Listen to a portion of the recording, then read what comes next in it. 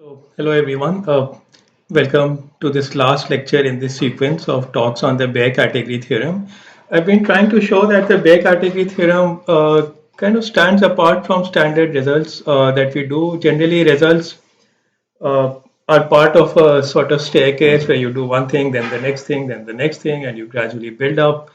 And they have their special place in one part of whatever is going on where they are important, and then they are done. But there are other results which are not for any one thing, but somehow there is something which makes them useful in many different places, right? And they keep cropping up over and over again.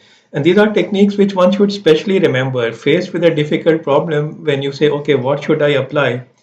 The Baire category theorem needs to be on your list of things which might help you out. Chances are pretty good that it will be useful to you. Okay, so now what we have done is we have looked at it step by step. We first looked at the Baire category theorem in the simplest situation of just the real line and its properties, and we looked at rational numbers of how many points a function can be discontinuous at, and so on. Uh, but then in the last lecture, we finally stated the result in a much more general setting of compact metric spaces, and that is where we want to take off today and see that it goes beyond just the real numbers. You can look at function spaces and you can look at their properties, and the Baire category theorem can still be useful. So let's begin with a very quick review. Right here is the statement of the Baire category theorem, and now we are looking at a complete metric space X, and we have these two observations that if you have a sequence of open and dense subsets of this complete metric space, then the intersection will be non-empty. On the other hand, if you had closed and nowhere dense subsets, then their union would not fill up the space. So the second statement is obtained by basically taking the complements of the ONs in the first statement, right? So if the intersection is non-empty, then conversely the complements will not fill up the space. Let us recall what nowhere dense means. For a closed set, nowhere dense means that there is no open ball contained in that closed set. For an arbitrary set, nowhere dense means that its closure does not contain any open ball. We had stated that certain spaces are complete metric spaces. We had not proved it. I mean, these are standard facts, so we are just stating them. For example, the real line with the metric taken as absolute value of x minus y is a complete metric space. You can extend this to Rn, and for instance, you start with R and use the Pythagorean theorem to extend to create a metric on Rn, like is written here, and then Rn turns out also to be a complete metric space. Things become more interesting when you move to something like C01. You have various possible metrics here and with different behavior. And so, for instance, if you take two functions from C01, two continuous functions on the closed interval 01, f and g, and you define a metric like this, that you look at the gap and you look at the maximum value of the gap between their values, maximum of mod fx minus gx. Well, under this metric, C01 turns out to be a complete metric space. There are other natural metrics one can create. For instance, you could look at mod fx minus gx and you could integrate it. So for your notion of gap between the functions, you could say I will take the area between their graphs. That could be another way to think about how far apart they are. But if you do that, and that is also very useful, but it is not a complete metric space. So it's not useful in terms of what we are doing today.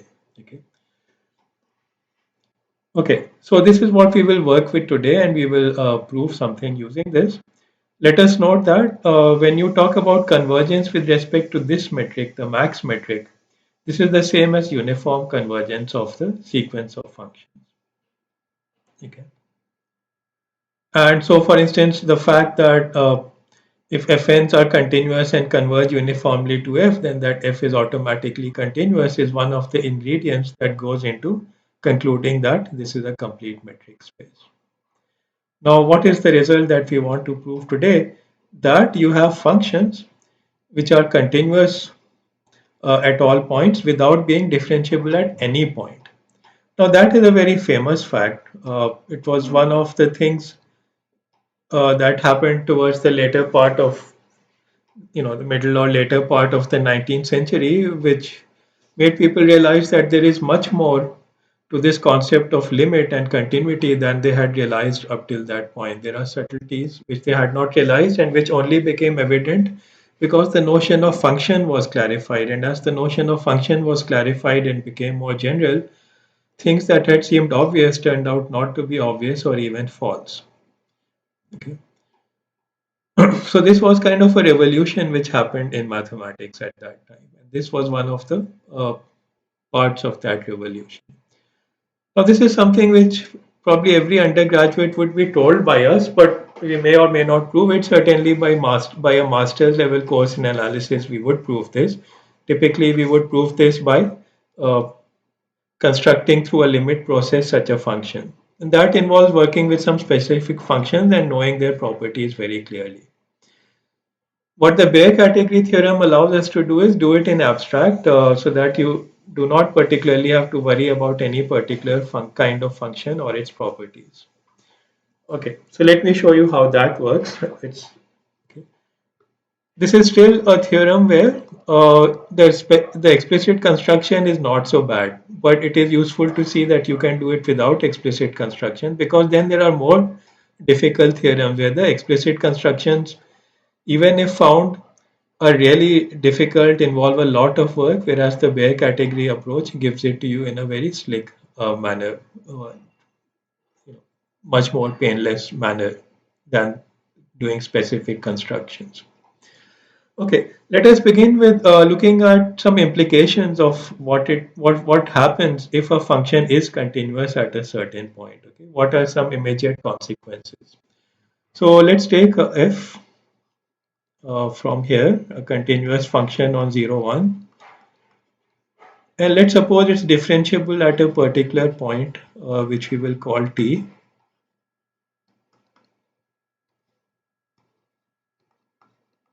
Okay, fine. Then here's a very useful trick that if a function is differentiable at a point, you look at the slopes of all the secants emanating from that point. Okay, and use that to define a function. So define a g. Okay, we will feed in the domain later because we'll have to think about this a little bit. Okay, let's do the intuitive part first and fix up the formal parts later as follows. So what we are going to do is we are going to look at a point which is h units away from this t, and we are going to look at the corresponding secant and its slope. So that means we will look at this. Okay, of course, this means that h should not be 0. Okay, what should we do if h is 0? Then the sensible thing is to simply take the limit of this as h goes to 0. And what is that? That is f prime. Okay, so that's a natural function to create. By the way, what should be the domain of this function? Right, all the h values, so that t plus h lies in this interval 0 to 1, right?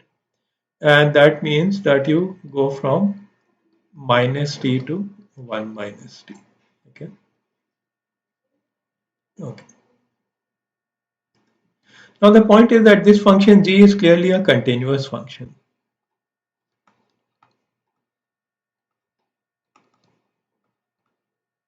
Right?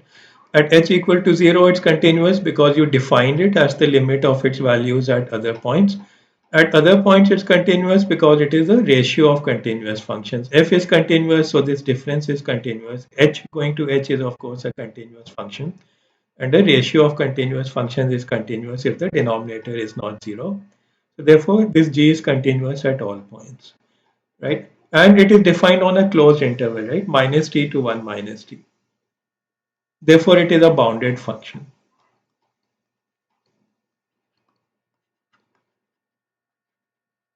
Okay. Now, of course, it has some bound, but once it has a bound, you can always, by Archimedean property, choose that bound to be a natural number, right? So therefore, let us do that. So there exists a natural number such that this quantity will always be bounded in mod by n. Yeah.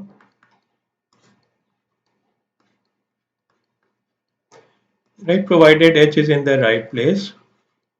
Let's just write it informally. What do I need? I need t plus h to belong to 0, 1. Okay. Okay, t is fixed, h is varying in this picture. But as long as h varies so that t plus h stays between 0, 1 and this ratio is defined, the mod of this ratio will be bounded by n. And now, we have got hold of something that related to differentiate. We have related differentiability to some quantity being bounded by n. And you see, we always seek, when we are trying to apply the Baire category theorem, a breakup into levels associated to natural numbers. And here is something which is associated to natural numbers.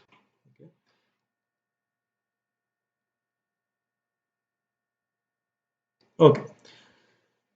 So if a function is continuous at a point, this will happen, right? For that point. And therefore, let us look at functions which satisfy this. And functions which don't satisfy this then will become our candidate for functions which are not differentiable anywhere. Okay. So let's see n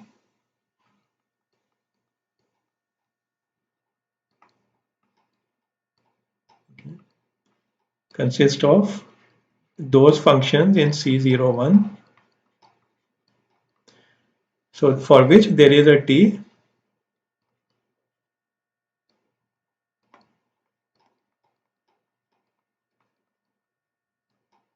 such that for all h with t plus h belonging to 0, 1, what do we have? We have this bound. We have mod ft plus h minus ft divided by h less than equal to n, right? Okay. All right, let's define Cn like this. Now, what have we already observed?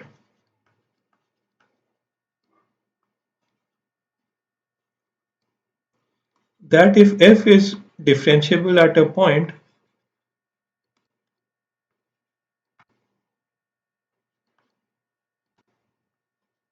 at even one point,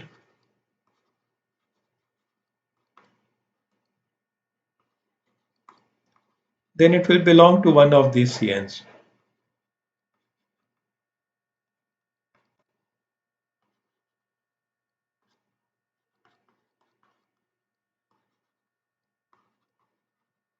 Yeah, if it is differentiable at even one point, then there is an n which bounds this quantity, and then f will belong to the corresponding Cn. So what are we seeking, right? We are seeking a function, therefore it does not belong to any Cn. If a function fails to belong to any Cn, then that function must fail to be differentiable at all points.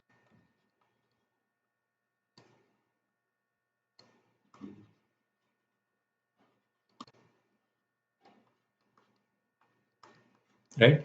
And not belonging to any union means that it should not belong to the union. Okay. In other words, what are we trying to do? We want to prove that the union of the Cn's is not all of C01.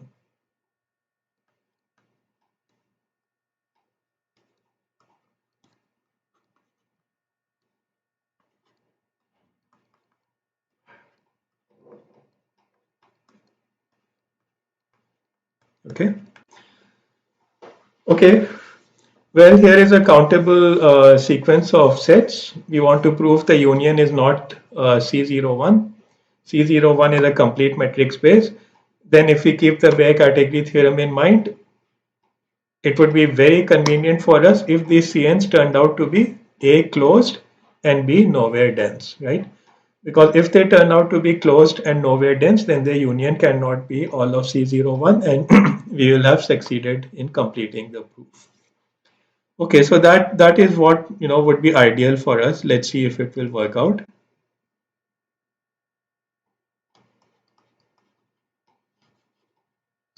So what do we aim to prove? We aim to prove that each Cn is closed and nowhere dense.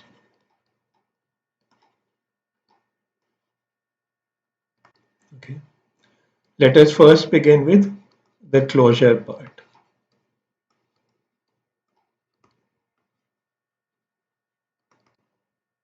Okay. So take some Cn and take a sequence of functions there. Let Fk belong to Cn, right? K going over the natural numbers. Also let Fk converge to some F in this max norm, which means that it converges uniformly. Okay. What do we want to prove? We want to prove that this F is also in Cn. Yeah, because that is what closure means in a metric space. A set is closed if every sequence inside that set, which converges, actually converges to a point in that set. Okay. So take a converging sequence in Cn and prove that the limit function is also in Cn.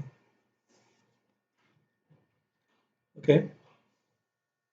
This we'll do in a fairly mechanical manner. That means I have to look. Okay, so what do I have to do? I have to find a candidate T. Okay, let's go back and look at the definition of Cn. There is a T such that these nice things happen. I need to find that candidate T. Now each of these FKs has such a T, right? Each FK, because it is in Cn, has a TK such that when you look at these expressions,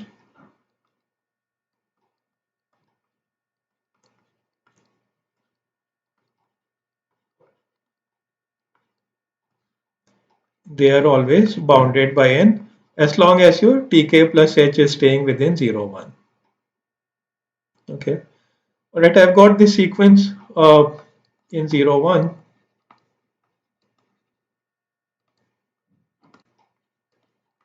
Now remember that every sequence in the closed interval 0, 1 has a convergent subsequence.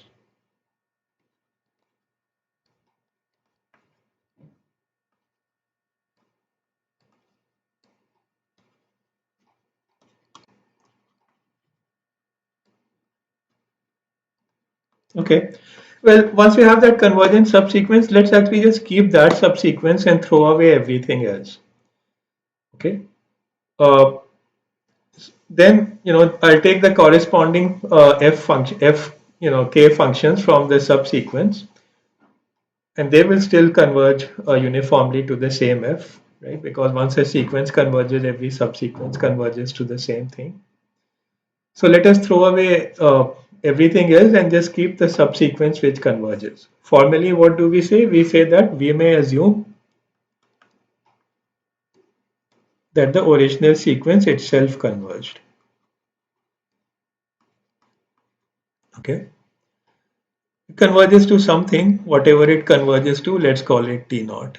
Well, so if TKs are working for FKs and FKs have a limit F and the TKs have a limit T naught, what will we hope? We will hope that T naught will work for F. Let's see. Therefore, let us look at the following thing. Let us look at this limit function, the limit of the FKs. Let us look at T naught, the limit of the TKs. And let us look at this quantity.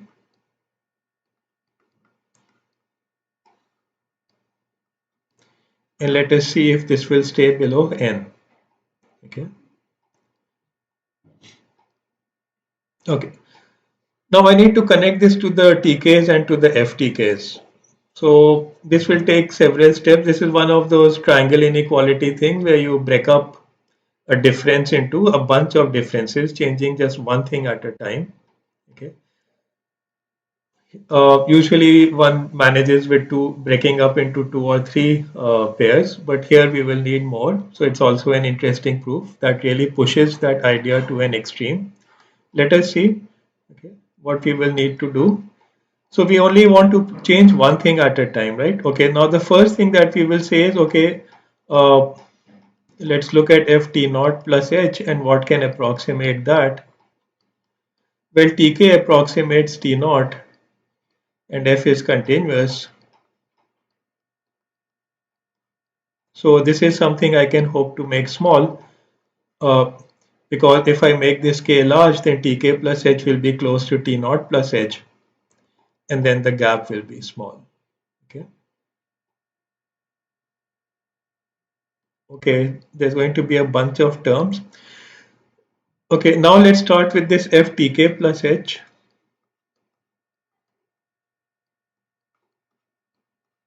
Since the fk's are approaching f, if I now put an fk here, then that is again something that I can hope to make small. Yeah. Since the fk's uniformly approach f, then at the same point they'll have nearby values. Okay. So that's the second term. What can I do with this new thing fk tk plus h? Well, that is where I can start switching over to the other side, because I know that this thing is bounded by n. So let's bring this in. And now let's continue with this fktk and sort of reverse things.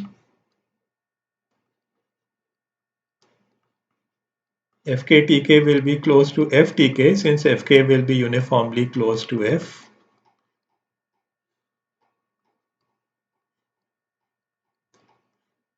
And then this will be the last one, ftk minus ft naught. And again, we hope to make this small because tk can be made close to t naught. Okay, let's number these expressions. So, right, so this thing is bounded by this sum of five terms, right? Let's just number them: term 1, term 2, term 3, term 4, and term 5. Okay. All right, I was talking about making things small. How small? So let's fix some epsilon. Okay. Now let's look at the first thing, because tk is going to t naught. Uh, this whole thing, see, h is fixed. Okay, so we are working with a fixed h, and we are going to vary k and see what happens. So h is fixed, so the denominator is fixed and we need not worry about it. Let's concentrate on the numerator.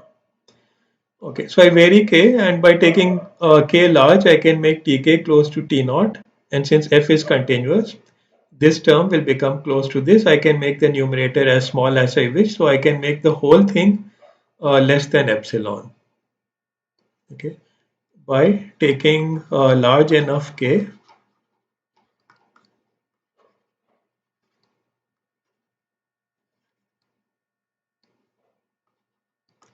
This first expression, I can make it less than epsilon, because, okay, in fact, let me just do all this one by one slowly. So what can I do with expression 1? I can make it less than epsilon by continuity of f.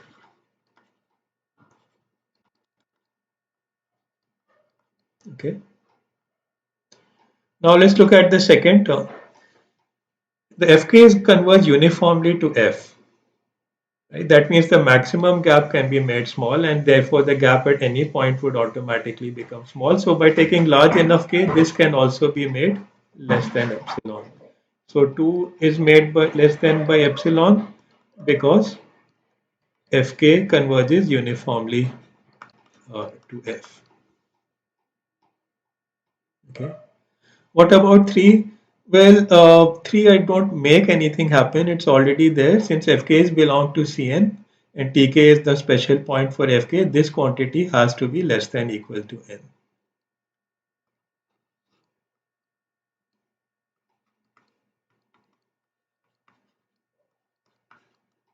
Okay, this is actually true for all k, not just for large k. Okay, let's come to the fourth quantity. Okay, again, Fk is close to F, uniform convergence, and therefore this quantity is close to this because uh, two functions which are close in the max norm are being evaluated at the same point Tk, so their values will be close. So 4 can be made small, less than epsilon, again by the uniform convergence. Okay, and finally, what can we do with 5? We can take 5 and look. Okay, what happened here? Fk, sorry, this was Fk. Yeah. Now let's look at 5. Right, Tk goes to T naught. F is continuous, so this will again be small. Okay, so we can make it small by continuity of F. Okay, now what have we got, right? Uh, that I'm looking at this term.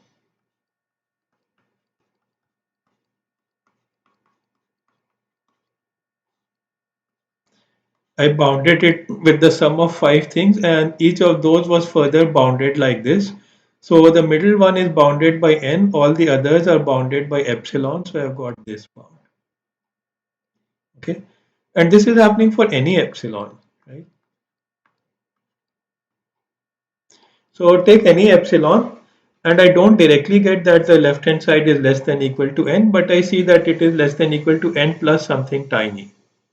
But since that something tiny is arbitrary, this actually means that it is less than equal to n. This is again one of those interesting arguments special to analysis, that when you want to prove something is less than equal to 5, if it is difficult to prove that directly, you prove it is less than all the numbers which are bigger than 5, which are strictly bigger than 5. Then automatically it is less than equal to 5. And that is the kind of thing that we have just done.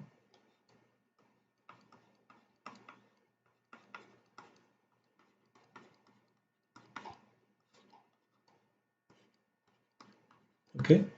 So therefore F belongs to Cn and therefore Cn is closed.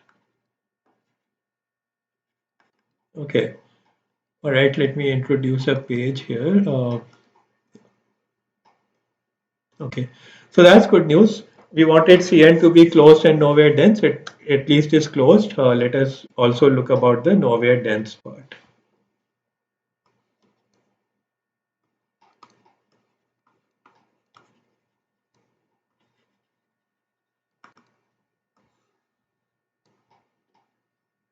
Okay. So what do we have to prove? That Cn does not contain any open ball.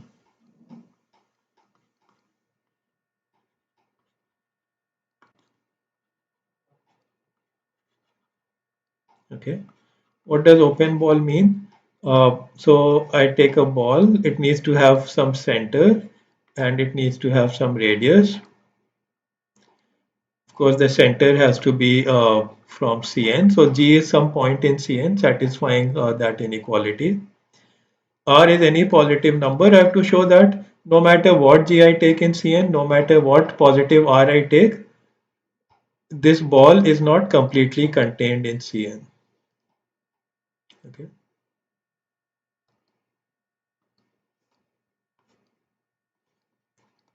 In other words, I have to find some function within this ball which is outside of Cn. Okay, so I have to find a function whose values are uniformly close to g, but where those secant slopes are not bounded by n. And no matter where I base the secants, I should not be able to bound them by n. Okay, this part I will do more by drawings. Okay, so first, look at your g,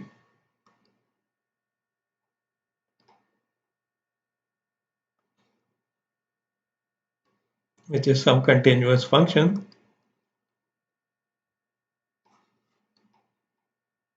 Okay, will of course generally be a much more complicated looking function like this, but never mind.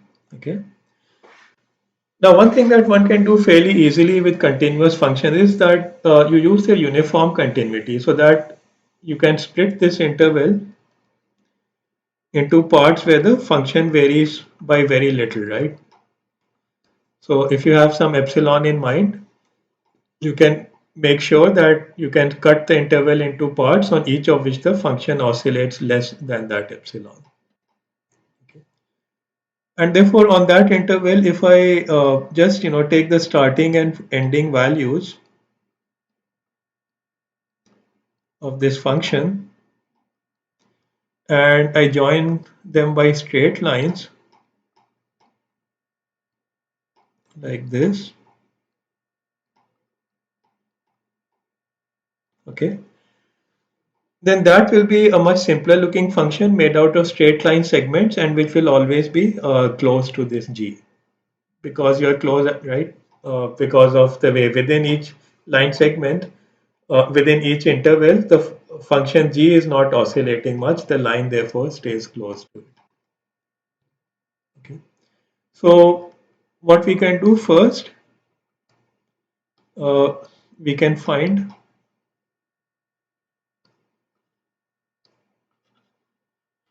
a piecewise linear function like the yellow thing I've just drawn.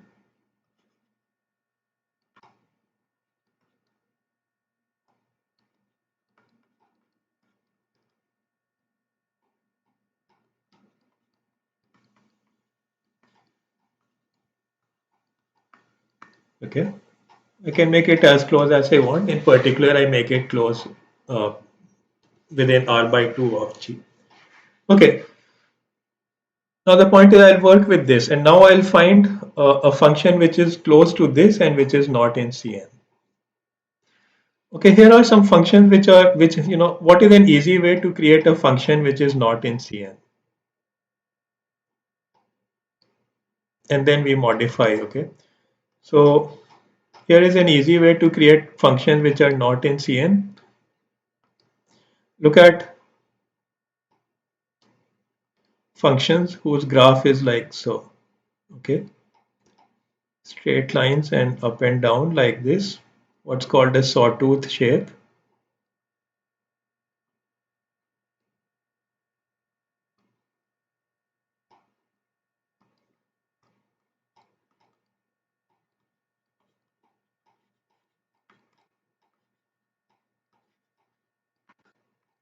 If you simply make sure that each of these slopes is more than n in magnitude, okay, then your function will not be in Cn, right? These are the secants. Okay, so if you take any point for nearby points, the secant slope will be more than n, whereas you wanted for all h the secant slope to be bounded by n. Okay, so these functions do not belong to Cn. And you can take these functions and you can take high slopes, but you can have the variation over some you know small amount in the y direction, right? And in that sense, in the max norm, you can take them close to anything that you want. Okay, so take such a function and take your f, which was piecewise linear. Take such a function and add it to f. Okay,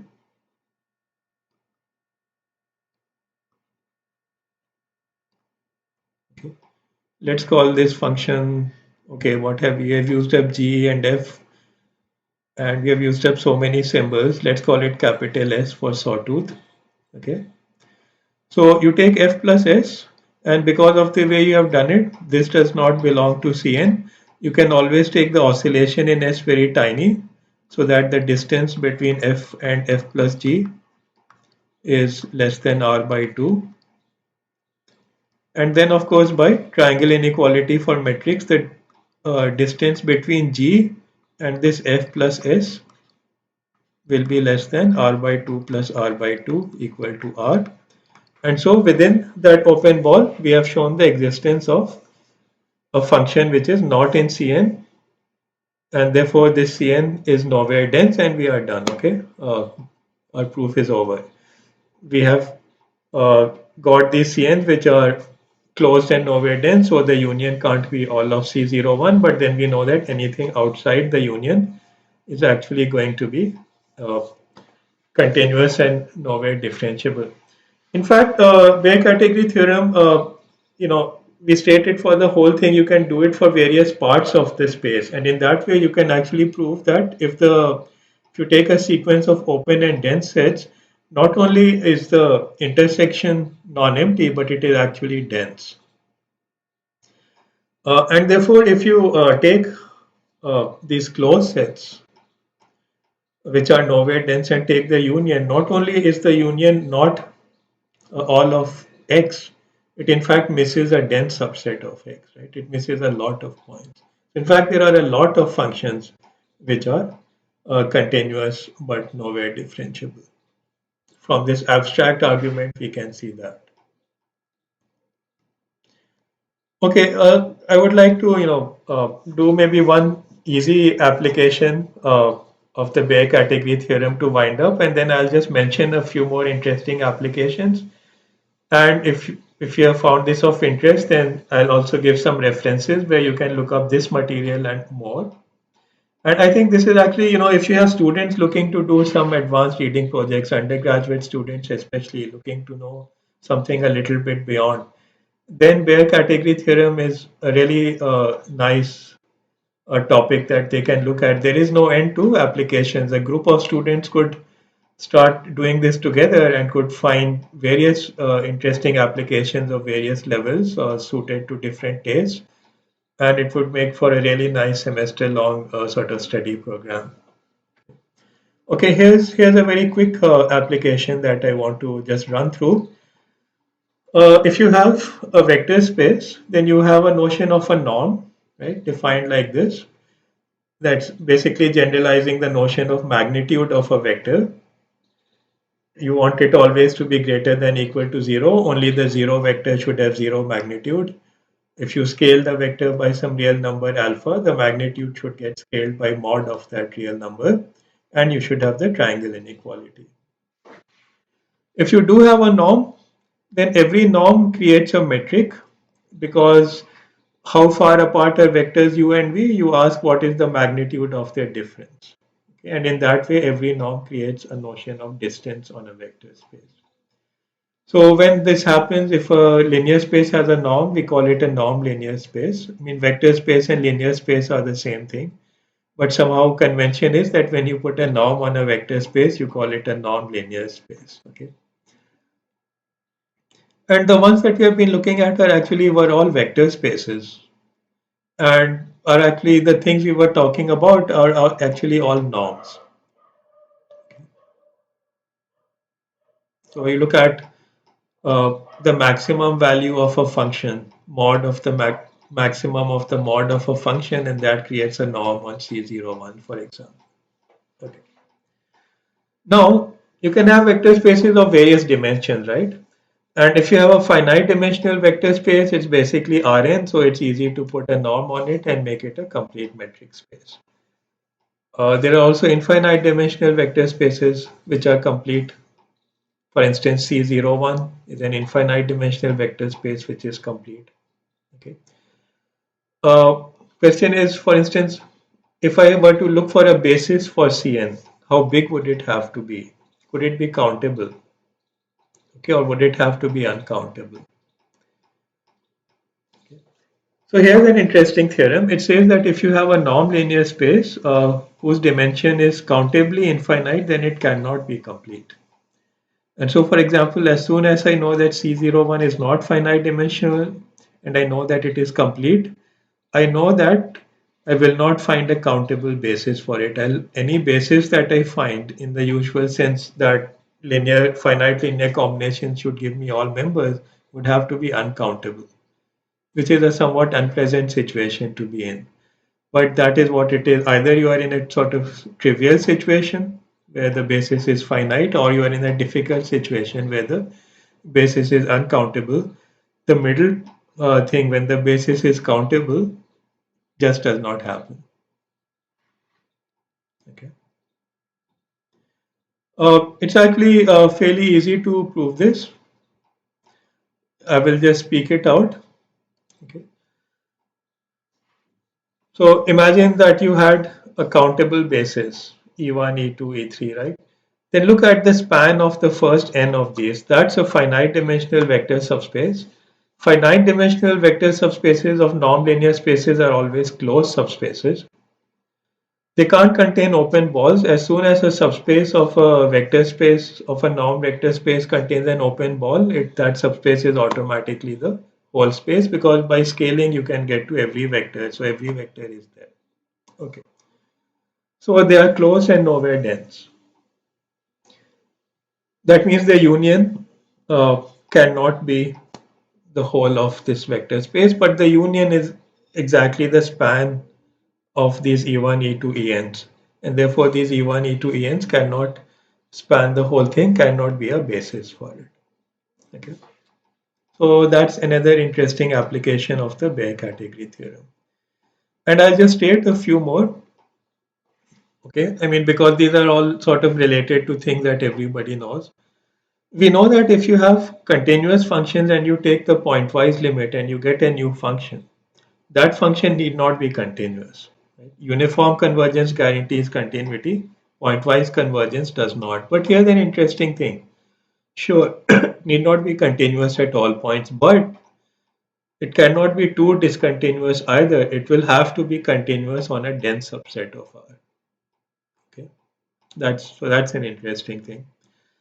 Here's another interesting thing. If you have a function that's continuous and you are interested in whether it has a limit as x goes to infinity, so you may try to explore this by looking at certain subsequences and checking what's happening there. And this says that it's enough to look at certain very special subsequences. Look at arithmetic progressions, right? Look at such things of the form x, 2x, 3x, 4x. And if the function goes to 0 along all such sequences, then overall it will go to 0. Okay. So that's also that would be a great help if we have to find what's happening to a function as x goes to infinity. The third one is kind of hard to believe. In fact, what does nowhere monotonic mean? Nowhere monotonic means that there is no interval on which the function is monotonic. Okay. It's not so difficult to imagine that a continuous function would fail to be nowhere monotonic. If a continuous function can fail to be differentiable everywhere, then it must be having a very jagged shape. And if it has such an extremely jagged shape, then perhaps it should be nowhere monotonic. At least it seems plausible. And one can actually refine that argument. So the argument that we use to show that there are functions which are continuous but nowhere differentiable can be easily modified to show there are functions which are nowhere monotonic. But here we are demanding that the function be differentiable at every point and still be nowhere monotonic. Now, if it is differentiable at every point and you take a little open interval, then in that open interval, the derivative should not be throughout positive, because if it was, then the function would be monotonic. So there must be some places where the derivative is negative. Similarly, there must also be points where there are some derivatives which are positive in that interval. Otherwise, it would be a decreasing function. So in every interval, no matter how small, there must be points where the derivative is strictly positive as well as points where the derivative is strictly negative. How do you create such a function? People tried. So in the late 19th century, a proof was published. If I remember correctly, it was some 20, 30 pages long, which tried to actually construct such a function using similar tricks to the way you construct functions which are continuous but differentiable nowhere. But it was much harder. The guy had to do much more work. And then, in fact, he had to publish various corrections where he had to say, okay, this part was wrong and here is a corrected proof. Okay, sorry, this corrected proof has a flaw. Here is a corrected proof of this corrected proof. corrected version of this corrected proof and had to do it multiple times. Uh, so that at the end people were not very sure as to whether we have a fully correct construction or not. Then other people managed to find simplification and people were confident these works, but uh, over 30, 40 years, the best simplification still involved 10 pages of very hard work. Okay. Until finally someone managed to figure out, apply the Bayer category theorem, and you will be done in 2 pages, and everyone can follow that argument. So this is how the theorem can help, simplify things and give us easier ways to tackle problems. I promised some references, so here they are. In fact, any standard book on real analysis or topology would have a portion on Bayer category theorem. Here are a few. A book by Shirali and Vasudev in Springer on metric spaces has a section on Bayer category theorem and some applications. Singer and Thorpe's classic book on elementary topology and geometry has a section on Bayer category theorem. For instance, they do this last thing about functions which are what we did today, functions which are continuous and nowhere differentiable. James Muckles' standard textbook on topology has something. So in fact, it's interesting that I did it for complete metric spaces. You can actually make it more abstract. So if a space is locally compact and Hausdorff, then also the Bayer category theorem holds. And so that gives you another set of directions in which you can have applications of the Bayer category theorem. Uh, but if you want, but all of these have bits and pieces, they have the theorem, they have one or two applications. If you want a sort of collection of things, then one nice place you can look at is this article by Sarah Jones, Applications of the Bayer Category Theorem, which especially, for example, has applications to dynamical systems and chaotic behavior. So that's very interesting. Okay, that's a different direction of applications. Uh, the easiest way to get hold of this is to go to the Project Euclid website and enter this as a search term, and you will get this article. Okay. And then if you want a book which has very detailed treatment of the Bayer category theorem and its applications, then I recommend this one, Real Analysis by Thompson, Bruckner, and Bruckner. Uh, Andrew M. Bruckner, the last author mentioned here, is actually a person who has contributed a lot to research applications of the Bayer category theorem and especially its applications in dynamical systems and chaotic behavior. So he is an expert on it, and this textbook that he has on real analysis with these two co-authors has many. So you can, it has the basic things that we did, and it has more abstract things. It has the proof of differentiable functions which are nowhere monotonic, and many other things. So it's a very rich treatment, and maybe bachelor's or master's students would find it enjoyable to do a reading project from here. Okay, so I will close with this. I hope that this was of some interest to you.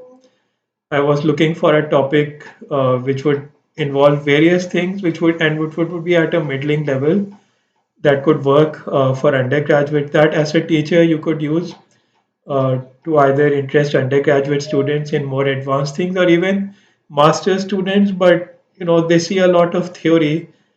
They should also see lots of examples and counter examples. And when you want to go in that direction, then again the Bayer category theorem is a very important tool. Okay, so I will close here.